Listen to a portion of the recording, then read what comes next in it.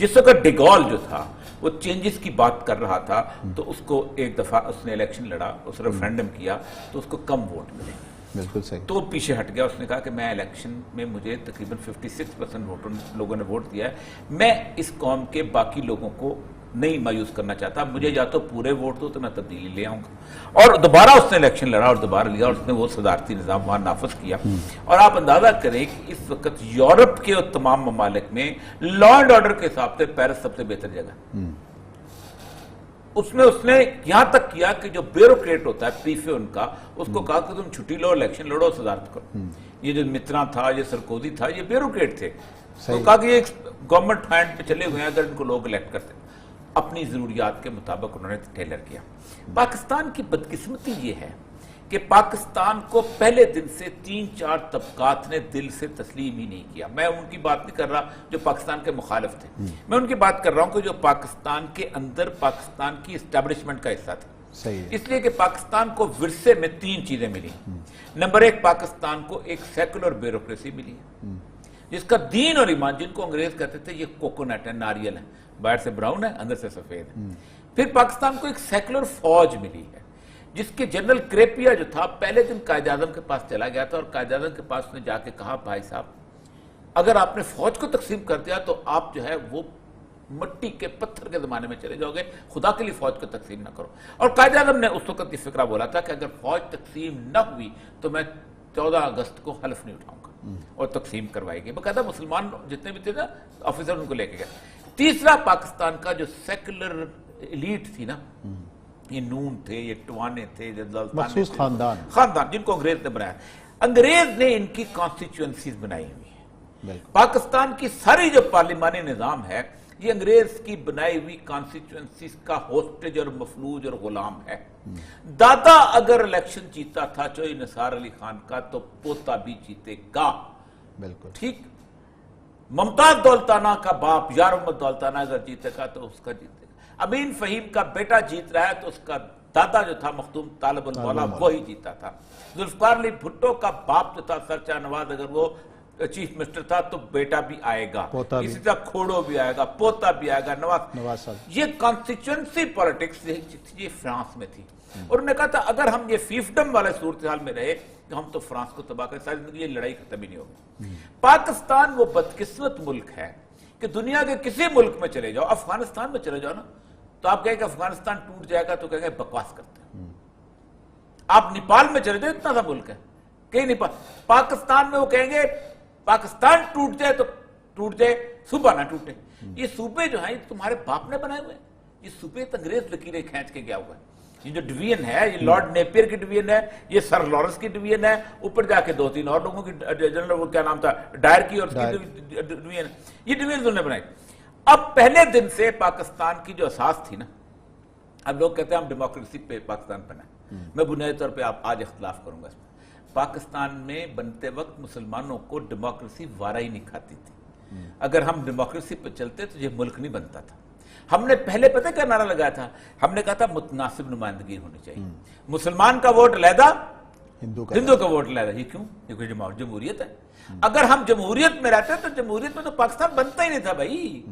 آپ 11% 15% کے لوگ، آپ کو تو آپ تو اینٹی پاکستان اینٹی جمہوریت ہے. ہم نے کہا نہیں ہم علیحدہ پوری. اچھا اس کے اوپر ہم نے یہ کہا کہ دنیا پوری میں 97 ملک ایسے ہیں، 97 ملک میں بات کر رہا ہوں کہ جن کے ہاں کانسٹیچوئنسیز نہیں ہیں، متناسب نمائندگی ووٹ ہوتے ہیں. ہر پارٹی. پاکستان میں کیا ہو رہا ہے کہ 10% والا ووٹ لینے والا اوپر پہنچتا ہے. 15 کینڈیڈیٹ ہیں، ایک بندے کے 3% ہے کہ 2% ہے کہ 8% ہے، ایک بندہ 10% لے جاتا ہے، وہ ایم این اے ہے. باقی 90% کی کوئی نمائندگی نہیں ہے اسمبلی کے اندر.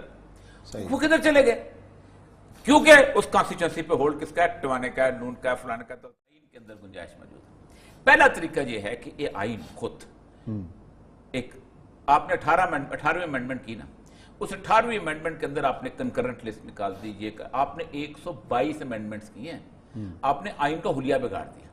وہ آئین جو کہ ذوالفقار علی بھٹو کا تھا اس کو بھی بدل دیا آپ نے. صحیح ہے. اب اس آئین میں ایک گنجائش ہے کہ بنیادی ایشو کے اوپر آپ ریفرینڈم کرا سکتے ہیں. یہ کون حکم دے سکتا ہے؟ ریفرینڈم کا حکم کون دے گا؟ Chief executive of the country, وزیر اعظم عمران خان حکم دے سکتے ہیں؟ اس میں ناکام بھی ہو سکتی ہے، ہار بھی سکتا ہے۔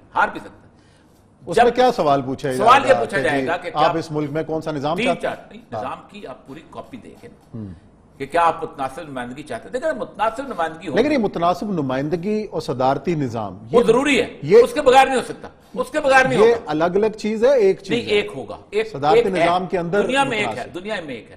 دیکھیں نا جو کانسٹیچوئنسی پالیٹکس ہے نا، یہ صرف برطانیہ میں رہ گئی ہے۔ ٹھیک ہے، برطانیہ میں تو ابھی تک میل ہے، صحیح آپ کلومیٹر کیوں کرے ہو؟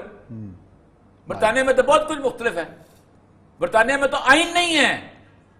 لیکن یہ جو نظام ہے یہ ہمارا ایسے کوئی قریبی ملک یا دنیا میں یہ والا سسٹم صدارتی نظام کے ساتھ متناسب نمائندگی کون سا ایسے قابل عمل ماڈل موجود ہے ہمارے پاس؟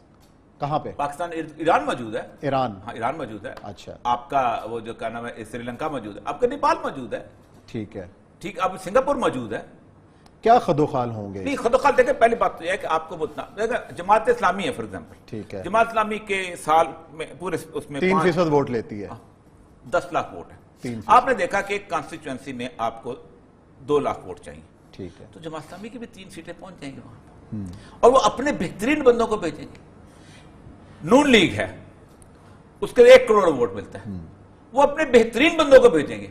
یہ نہیں ہوگا کہ گجرات میں کون جیتنے والا ہے اس کو بھیجو، صحیح ہے، لوگ کس کو ووٹ دیں گے؟ منشور کو، بندے کو نہیں دیں گے۔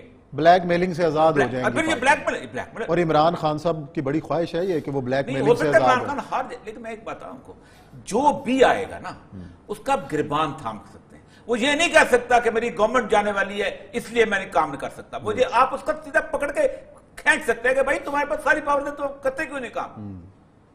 یہ ہے اصل ایشو رہتا۔ دیکھیں دنیا کے اندر چند ملک ہیں جہاں پارلیمانی سسٹم، اب اصل مسئلہ یہ آیا ہے، اب اس میں سب سے بڑی بات عموماً مشرف میں صدارتی نظام کہاں تھا؟ مشرف تو ٹوٹل پارلیمانی نظام تھا، لیکن اس نے چیف ایگزیکٹو کے طور پر اختیارات اپنے پاس لے لیے تھے سارے۔ نہیں، وہ مجھے یہ اس کے بعد مجھے سر یہ بتائیں ہاں، اختیارات کس کے پاس تھے؟ یوسف اللہ گیلانی کے پاس تھے یا زرداری کے پاس تھے؟ راجہ پرویز اشرف کے پاس تھے یا زرداری کے پاس تھے؟ تو سرداری نظام صدارتی ہو گئے نا، آپ اس کو پارلیمانی کرتے ہیں، پورے کا پورا صدارتی نظام۔ اچھا چلیں یہ سوال اس کا مطلب یہ ہے کہ اصل مسئلہ یہ ہے کہ سسٹم کے اندر خرابی ہے، اسی خرابی کی وجہ سے زرداری جو ہے صدر ہو کے بھی وزیر اعظم سے زیادہ پاورفل ہو جاتا ہے۔ وہ ڈھاڑا نہیں مارے گی، ٹھیک ہے، یہ نہیں مارے گی کسی طور پر، اور ریفرینڈم جو ہے وہ اس کا ایک نتیجہ نکل سکتا ہے، یا پھر یہ ہوا کہ کیوس کریٹ ہو جائے، سارے کے سارے کہیں جمہوریت بن نہیں سکے، گورنمنٹ بن نہیں سکے، مینڈیٹ سے اتنا سپلٹ آ جائے، عمران خان کی گورنمنٹ نکل جائے، یہاں پر نکل جائے، سندھ میں چلی جائے، مسائل بن جائے، پھر اس وقت ایک صورتحال بن سکے ایک ریفرینڈم۔ لیکن میرا خیال یہ ہے کہ یہ اسمبلی ہی کرا دے نا ریفرینڈم تو زیادہ اچھا ہوگا، کیونکہ کوئی فوجی کروائے گا نا ریفرینڈم تو وہ کہیں گے جی وہ تو متنازع ہو جائے گا، متنازع ہو جائے۔ یہ اگر کروا دے، اگر آپ 18ویں ترمیم میں، اچھا یہ اسمبلی اپنے پیر پہ کیوں کلاڑا مارے گی جب ان کو پتہ ہے کہ ہم نے آنا ہی نہیں ہے؟ وہ جو چند خاندانوں کی بات کی آپ نے، ایک وجہ ہے کہ آپ دیکھیں اس اسمبلی کے اندر کافی سارے ایسے لوگ ضرور ہیں جو آئے ہیں کہ جو خاندان والے نہیں ہیں، ان کی تعداد بڑی تھوڑی ہے، تھوڑی ہے، لیکن اگر آپ اوورال ایک فضا بنا دینا تو پھر ہو جائے۔